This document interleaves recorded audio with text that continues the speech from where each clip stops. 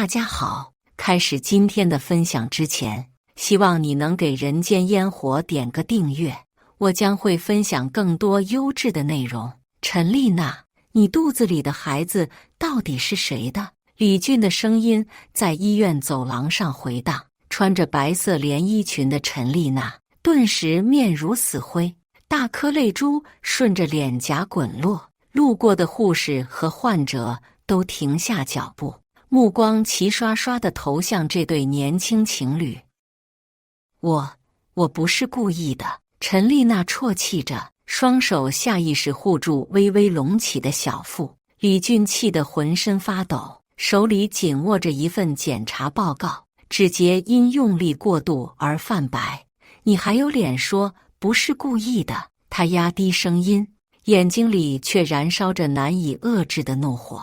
陈丽娜看了一眼四周投来的异样目光，咬着嘴唇小声央求：回家说好吗？别在这里，回家。李俊冷笑：好啊，回家我倒要听听你要怎么解释这份报告。医院大厅里的人们纷纷侧目，交头接耳。听说了吗？那女的肚子里的孩子不是男朋友的。一个中年女人对身边的闺蜜低声道：哎呀，现在的年轻人啊，真是不知羞耻。闺蜜附和着，眼睛却兴奋地盯着陈丽娜的背影。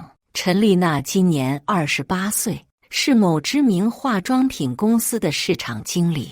她长相精致，总是妆容完美，穿着时尚，在公司里人缘极好，同事们都羡慕她找到了像李俊这样的好男友，事业有成，性格温和，而且对她体贴入微。李俊30岁，是一家建筑设计公司的项目主管，工作稳定，收入可观。他憨厚老实，从小到大只谈过陈丽娜这一个女朋友，对她百依百顺，视如珍宝。两人相恋2年，本计划今年10月举办婚礼，但3个月前，陈丽娜意外怀孕。既然有了宝宝，咱们就提前去领证吧。李俊当时兴奋地搂着她，满脸幸福。陈丽娜却显得有些犹豫，但最终还是微笑着点头答应了。我就知道这个女人不是什么好东西。李俊的母亲张阿姨坐在儿子的沙发上，脸色阴沉。妈，你别这么说丽娜，她工作那么辛苦，偶尔打扮一下怎么了？李俊为女友辩解。辛苦？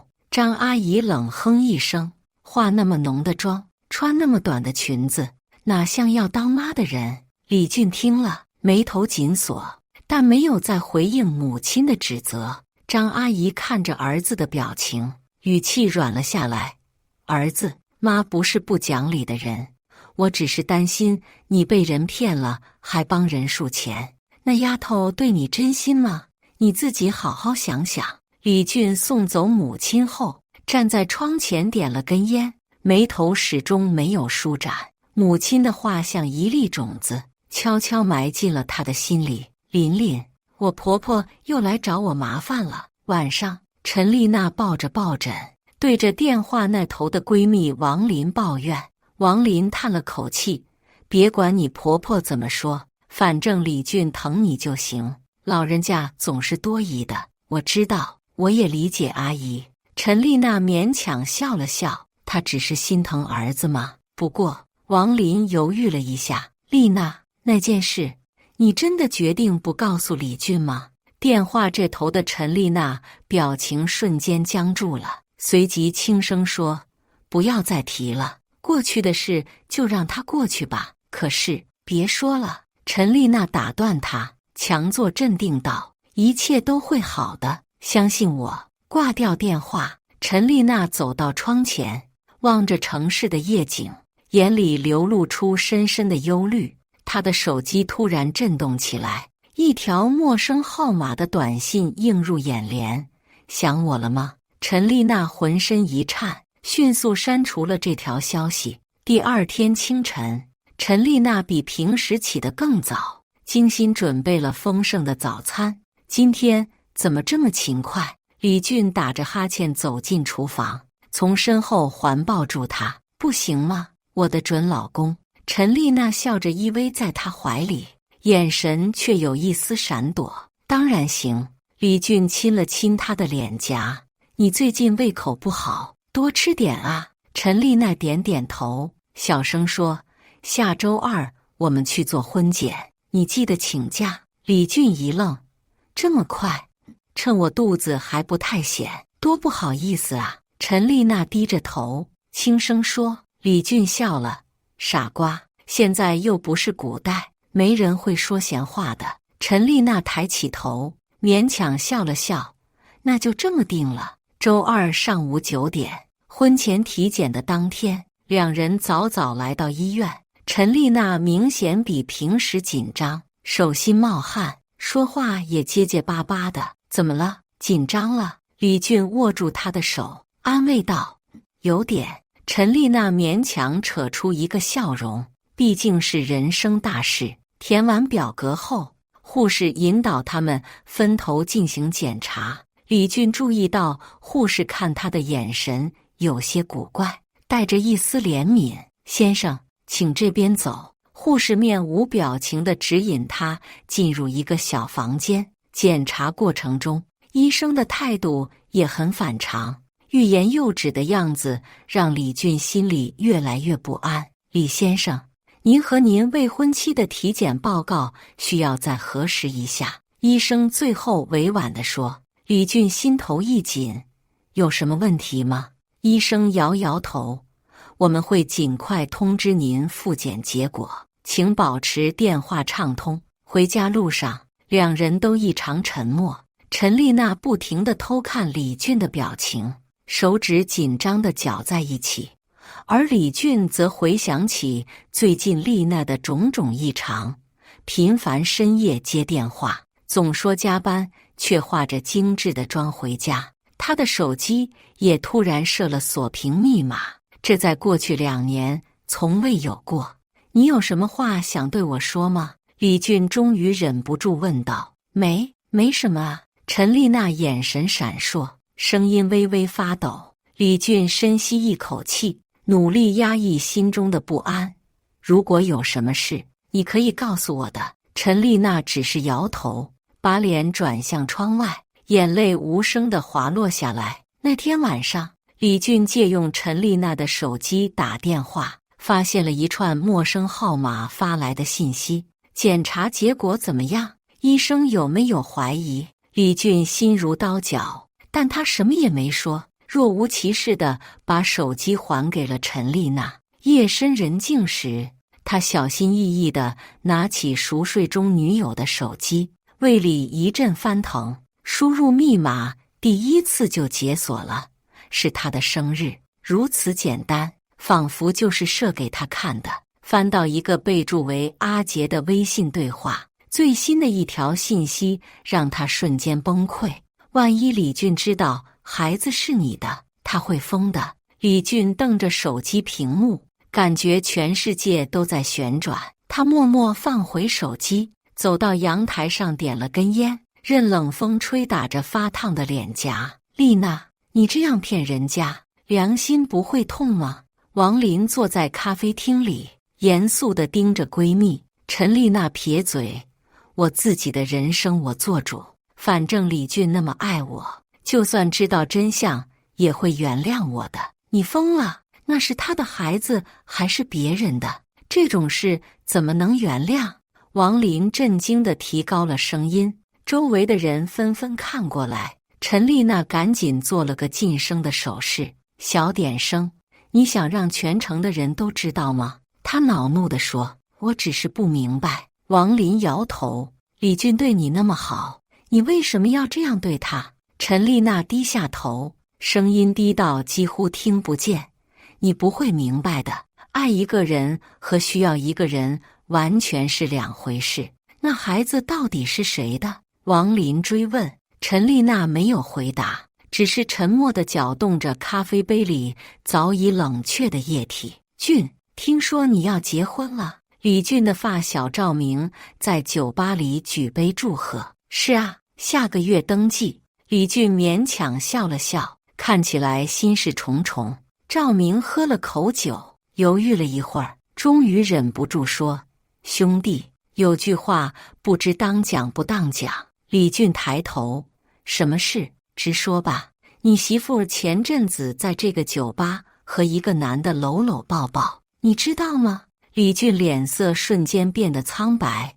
你确定是他？千真万确。赵明叹了口气。那天我就坐在角落里，本想打招呼，但看他那个样子，我实在不好意思上前。李俊沉默地灌下一大口酒，眼神中的痛苦无法掩饰。兄弟，我不是挑拨离间。赵明拍拍他的肩膀，但你是我哥们，我不能看着你被骗。李俊点点头，声音嘶哑：“谢了，我知道该怎么做。”婚前体检1周后的早晨，李俊的手机响了。李先生，这里是市第一医院体检中心，您和陈女士的报告需要再做一次核实，请尽快来医院一趟。李俊放下电话，表情复杂地看向正在准备早餐的陈丽娜。医院让我们再去一趟，说是报告需要核实。他平静地说。陈丽娜手中的盘子差点掉在地上，脸色唰的一下变得惨白。为什么要核实？是不是弄错了什么？她结结巴巴地问。李俊没有回答，只是淡淡地说：“1小时后出发。”前往医院的路上，车厢里的氛围压抑到令人窒息。李俊目视前方，专注地开着车，表情如同一块冰。陈丽娜不停地用手指绞着包带，像是下了很大决心似的，突然开口：“俊，有件事我得告诉你。”李俊冷冷地瞥了他一眼，现在知道要说实话了。陈丽娜的眼泪夺眶而出：“对不起，我真的对不起你，具体说说，你对不起我什么？”李俊的声音出奇的平静。陈丽娜深吸一口气：“孩子不是你的。”车子猛地刹住，李俊转过头，眼神像刀子一样刺向他：“是谁的？”“是我和初恋情人阿杰的。”陈丽娜低声说，声音像蚊子一样微弱。李俊僵硬地坐在驾驶座上，手指紧紧攥着方向盘，似乎随时可能崩溃。继续说：“我洗耳恭听。”他最终挤出这句话，重新发动了车子。医生办公室里，陈丽娜跪在地上，泪流满面。我半年前在一次公司聚会上偶遇了阿杰，他是我大学时的男友。我们喝了点酒，聊起了过去，然后他哽咽着，无法继续说下去。然后你们就上床了，对吗？李俊冷冷地接口。陈丽娜绝望地点点头。我真的只有那一次，我发誓。我当时太混乱了，等发现自己怀孕，都不知道该怎么办。我本想打掉的，但想到是一条生命，我不忍心。李俊面如死灰，手指甲深深掐进掌心的肉里。医生轻咳一声，打断了这场令人窒息的对话。这是你们的检查结果。陈丽娜颤抖着接过那份报告，脸上带着忏悔和恐惧的复杂表情。他已经坦白了一切，虽然晚了些，但至少他鼓起了勇气说出了真相。或许李俊会原谅他的过错。看在2年感情的份上，陈丽娜怀着一丝侥幸，低头看向手中的报告。下一秒，她的表情凝固了，双眼猛地睁大，嘴唇剧烈颤抖，脸色从惨白变成了灰败。这不可能！他喃喃自语，如遭雷击。报告从他无力的手中滑落，整个人瘫坐在地，眼中满是难以置信的震惊和恐惧。这不可能，绝对不可能！他机械地重复着这句话，声音空洞的可怕。李俊冷眼看着他的反应，眼神中的痛苦渐渐被困惑取代。医生的表情也变得微妙起来，房间里的空气仿佛凝固了。陈丽娜抖动着双手，再次拿起报告，反复确认上面的内容，喉咙里发出受伤野兽般的呜咽。不是这样的，怎么会？他的声音破碎不堪，仿佛整个世界在他脚下崩塌。半年前的一个雨夜，陈丽娜独自走在街头，情绪低落。她和李俊刚刚因为婚期问题大吵了一架。李俊想尽快结婚，而她却犹豫不决。丽娜，真的是你吗？一个熟悉的男声从身后传来。她回头，撞入一双曾经深爱过的眼睛。阿杰，好久不见。孟杰微笑着，撑着伞走到他身边。一个人，要不要喝一杯？雨水模糊了他的视线，也模糊了他的理智。几杯酒下肚，多年的回忆如潮水般涌来。他和阿杰曾经有多么相爱，又是如何痛苦的分开。我现在有女朋友了，下个月就要订婚。孟杰轻声说，眼里有掩不住的怀念。我也有男友了。陈丽娜苦笑，他对我很好，只是什么？只是他不是你。酒精让他说出了埋藏已久的心里话。那天晚上，旧情复燃，他们在酒店度过了一个疯狂的夜晚。事后，陈丽娜满是懊悔，发誓再也不见孟杰。然而1个月后，她发现自己怀孕了。李俊欣喜若狂，而她却陷入了巨大的恐慌。这个孩子到底是谁的？孟杰在得知她怀孕后，显得极为紧张。你确定是我的？我不确定。陈丽娜痛苦地承认，可能是你的，也可能是李俊的。那就去做亲子鉴定啊。孟杰焦虑地说，现在做不了，未婚先孕已经够丢人的了，我还怎么解释要做亲子鉴定？孟杰沉默了一会儿，最终说，如果是我的孩子，我会负责的。陈丽娜苦笑，负责？你不是要订婚了吗？我可以取消婚约。别天真了。陈丽娜摇头，我们都清楚，那晚只是一时冲动。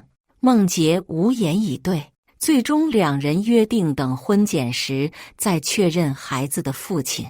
你得告诉李俊真相。王林严肃地对陈丽娜说。不行。陈丽娜激动地反对，如果孩子是李俊的，我干嘛要自找麻烦？那如果不是呢？陈丽娜沉默了，声音低到几乎听不见。如果不是，我就说是阿杰强迫我的。丽娜，王林震惊地看着闺蜜，你疯了吗？那是诬陷，我别无选择。陈丽娜泪流满面，我不能失去李俊和这个孩子。婚检前一晚，陈丽娜辗转反侧，无法入眠。她下了决心，无论结果如何，都要坦白一切，承担后果。次日在医院，当她看到李俊那震惊、受伤的眼神，内心的愧疚几乎要将她淹没。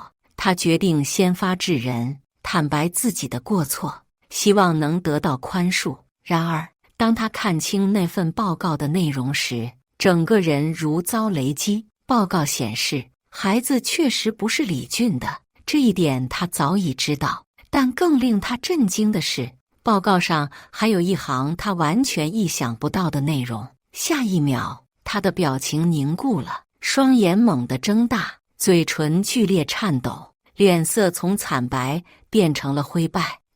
这不可能，她喃喃自语，如遭雷击。报告从她无力的手中滑落，整个人瘫坐在地，眼中满是难以置信的震惊和恐惧。这不可能，绝对不可能。她机械地重复着这句话，声音空洞的可怕。陈丽娜仍然瘫坐在医院的地板上，双手捂着脸，浑身发抖。李俊俯身拾起那份掉落的报告，目光在上面扫过，表情逐渐变得复杂。丽娜，你为什么会这么震惊？他冷静地问，声音低沉。她只是摇头，无法回答，依然不敢相信这个残酷的事实。医生叹了口气，打破了沉默。我再解释一下，陈女士有先天性双子宫畸形，这种情况下自然受孕的几率非常低，可以说是1%，甚至更低。李俊眉头紧锁，这是什么意思？意思是，医生看了看陈丽娜，她怀孕本身就是个小概率事件，所以这个孩子真的不是我的。李俊声音颤抖，眼中充满痛苦。医生点点头，从 DNA 检测结果看，确实如此。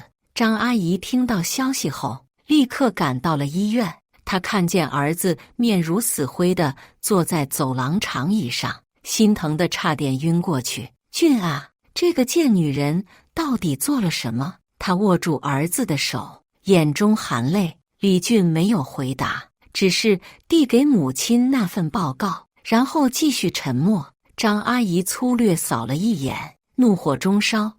我就知道她不是什么好东西，这种女人趁早分了，别再耽误你的人生了。她气愤地说。在走廊另一端的诊室里，陈丽娜已经缓过神来，正在接受医生的详细解释。陈女士，您的情况其实不算罕见，大约2%到3%的女性会有这种情况，多数人一生都不会发现，除非做详细检查或者遇到生育问题时才会被发现。陈丽娜茫然地点点头，内心却翻江倒海。那我之前为什么没有发现？因为日常体检通常不会检查这么详细，医生解释道，只有婚检和生育问题检查才会发现。王林收到消息后，立刻赶到医院，找到了躲在医院角落抽泣的陈丽娜。到底怎么回事？你给我打电话时都语无伦次了，她担忧地问。陈丽娜哭得上气不接下气。琳琳，我完了，我彻底完了。别急，慢慢说。王林安慰道，递过一张纸巾。陈丽娜擦了擦眼泪，断断续续地说，我有双子宫畸形，怀孕几率极低。这说明什么？王林皱眉，这说明我和李俊2年来，陈丽娜痛苦地说，我们可能永远都不会有自己的孩子，而我却因为一次出轨，在1%的几率下怀了阿杰的孩子。天啊！王林震惊地捂住嘴，终于明白了事情的严重性。李俊现在恨死我了，他不会原谅我的，没人会原谅我的。陈丽娜崩溃地说。王林沉默片刻，叹了口气，我该怎么安慰你呢？这完全是自作自受啊。孟杰接到陈丽娜的电话时，正在和未婚妻讨论婚礼事宜。阿杰，我是丽娜，我们需要谈谈。电话那头的声音低沉而绝望。丽娜，什么事？孟杰警惕地走到阳台，压低声音，婚检报告出来了，孩子确实是你的。孟杰握紧电话，心跳加速。那现在怎么办？还有更复杂的情况，我有先天性子宫畸形，正常情况下几乎不可能怀孕。这是什么意思？孟杰不解地问。意思是，我和李俊可能永远都不会有自己的孩子，而我却怀了你的。电话那头，孟杰沉默了很久，最后低声说，我会负责的。陈丽娜苦笑，负责？你要怎么负责？取消订婚，娶我，然后呢？孟杰语塞，不知如何回答。算了，我不该打给你。陈丽娜疲惫地说，你过你的生活吧。丽娜，等等，孟杰急切地说，但电话已经挂断了。李俊在医院楼下的公园长椅上坐了整整1个下午，他的世界仿佛在一瞬间崩塌，所有的信任和爱情都变成了碎片。赵明找到他时，他正盯着天空发呆，眼神空洞。兄弟，我听说了，真是，我不知道该说什么。赵明坐在旁边，递过1罐啤酒，李俊接过，一口气喝了半罐，然后苦笑道，我成了全市最大的笑话，谁敢笑你？赵明愤愤地说，是那个女人的错，不是你的错。李俊摇摇头，知道最讽刺的是什么吗？什么？她有双子宫畸形，意味着她几乎不可能自然怀孕。所以我们在一起2年，无数次亲密接触，却从未有过结果。而她一次出轨，就中了那1%的彩票。赵明震惊地张大嘴，这也太……命运和我开了个天大的玩笑，不是吗？李俊苦涩地笑了。当晚，陈丽娜回到了她和李俊同居的公寓，发现所有的灯都亮着。她深吸一口气，战战兢兢地推开门，看见李俊正坐在客厅中央，面前放着一个行李箱。我收拾了你的东西，他平静地说，明天我会搬走，这个房子是你租的，我不便赶你走。陈丽娜泪如雨下，俊，我知道我错了，给我一次机会好吗？李俊抬头看他，眼神冰冷。一次机会？你想要什么样的机会？我们可以一起养这个孩子，或者……陈丽娜结结巴巴地说，你听听自己在说什么。李俊突然提高了声音，让我养别人的孩子，而且是在你欺骗我、背叛我之后，你把我当成什么了？陈丽娜跪在地上，我真的很后悔，我不知道自己会有这种体质，如果我知道，我绝对不会怎样，不会出轨，还是不会被发现。李俊冷笑道。陈丽娜无言以对，只能不停地哭泣。李俊站起身，拿起外套准备离开。我们结束了。陈丽娜，你还记得那天你告诉我怀孕的消息吗？我是多么高兴。而现在，他的声音哽咽，一切都是谎言。说完，他转身走向门口，留下陈丽娜一人在客厅痛哭。第二天一早，小区门口的健身广场上已经聚集了不少居民。听说了吗？5单元的那对年轻情侣闹掰了。一位老太太神秘兮兮地说：“怎么回事啊？”几位广场舞大妈立刻围了过来。那女的怀了别人的孩子，还想骗那男的养。老太太振振有词：“天哪，现在的年轻人啊！”大妈们纷纷摇头。听说那男的人特别好，家里条件也不错。那女的可真是有眼无珠，这么好的男人都不知道珍惜。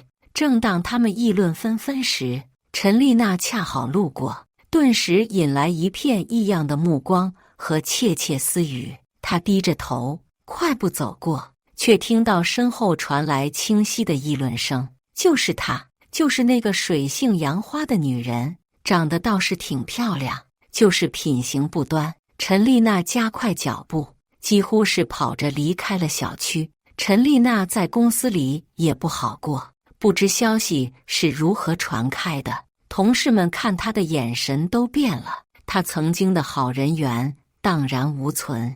午餐时，没人愿意和她同桌，听说她怀了别人的孩子，还想骗男友。办公室里的流言蜚语如影随形，她的上司一位50多岁的女经理把她叫进了办公室。丽娜，经理叹了口气，你的私生活我不便评论，但是公司毕竟是做化妆品的，我们的形象很重要，我们和客户打交道，需要维持一个良好的公众形象。你明白我的意思吗？陈丽娜明白了，她要被公司边缘化了。我理解，林经理，她低声说，眼眶湿润。离开办公室时，她听到有人刻意提高声音，做人要有底线，连最基本的忠诚都做不到。陈丽娜咬紧嘴唇，强忍眼泪回到工位，默默收拾东西，准备离职。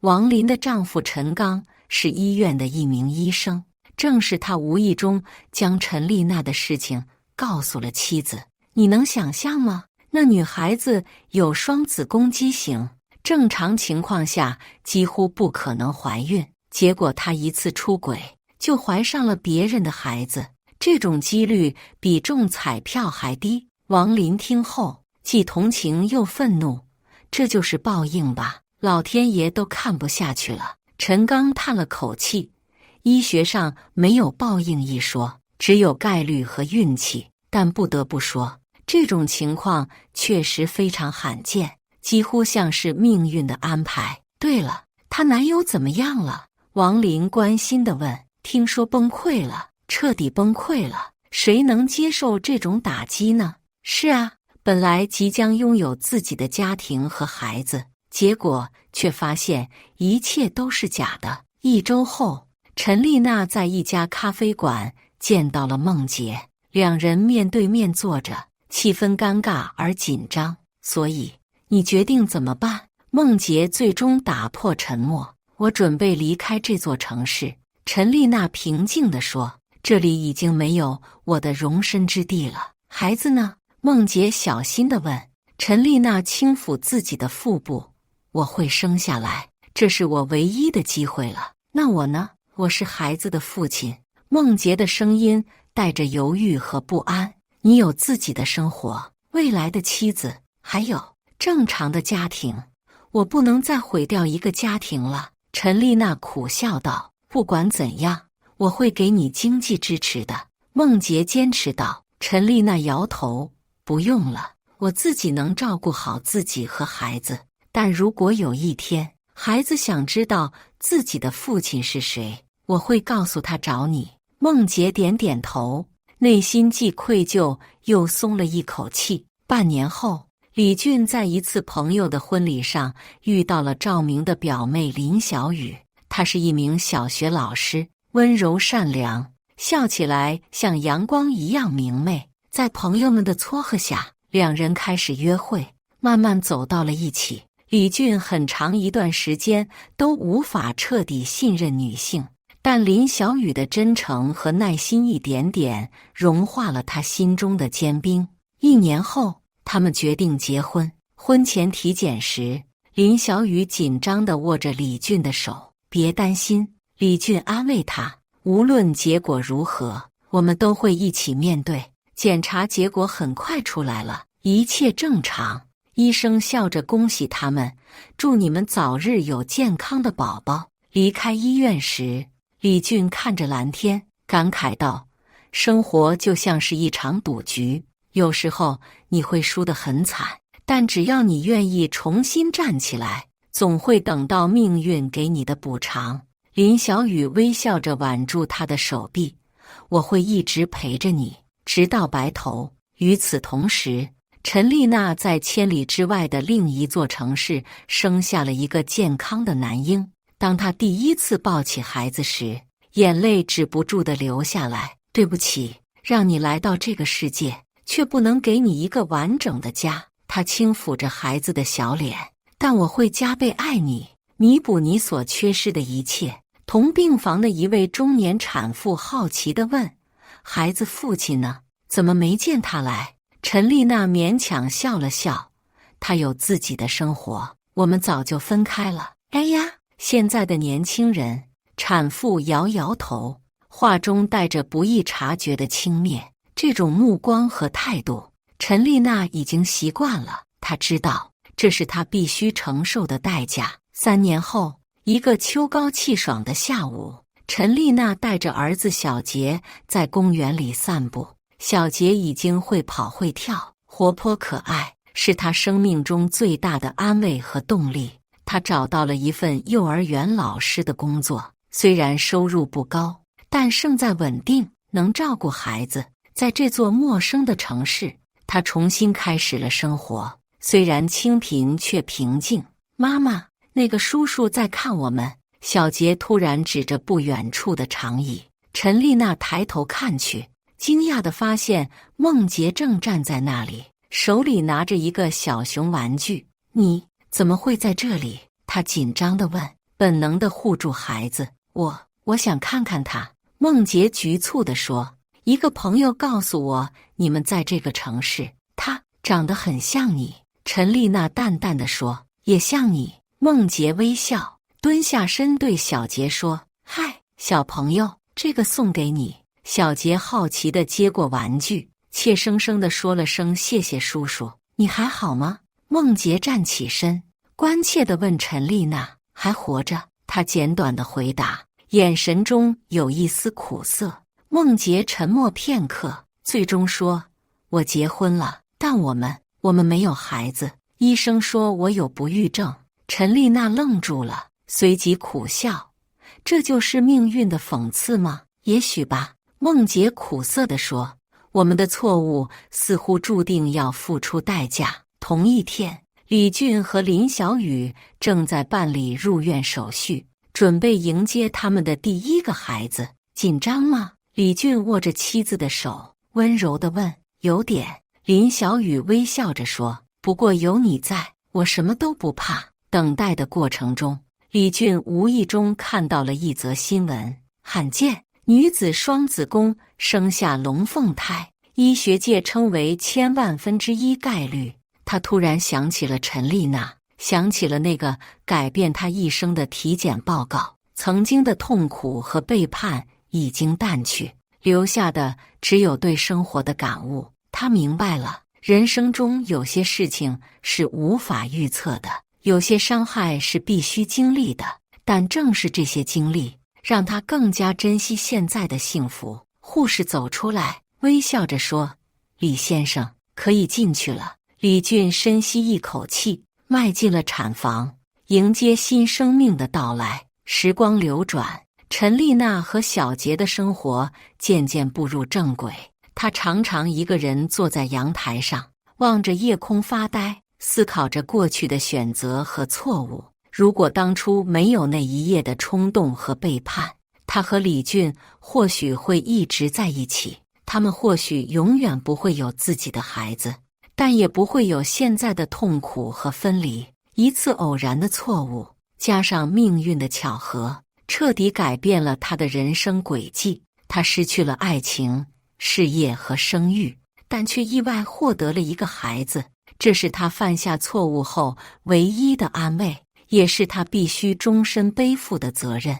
每当小杰问起爸爸在哪里时，他总是轻轻抱住他说：“妈妈会加倍爱你，给你所有的爱，永远不会离开你。”这是他对孩子的承诺，也是对自己的救赎。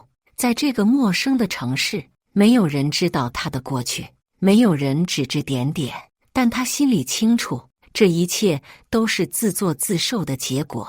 生活还在继续，错误无法挽回，他唯一能做的就是坦然面对，勇敢前行。在漫长的岁月中，他渐渐明白，每个人都要为自己的选择负责，无论代价有多大。这或许就是生活最深刻的教训。真相终将大白，背叛终将付出代价，而他将用余生去弥补那一刻的软弱和自私，用全部的爱去守护唯一的牵绊。这就是他的命运，他的救赎，也是他的报应。以上就是今天分享的故事。大家有什么想说的、想吐槽的，欢迎在下方评论交流。也更希望能给人间烟火点个订阅，我将会分享更多优质的故事内容。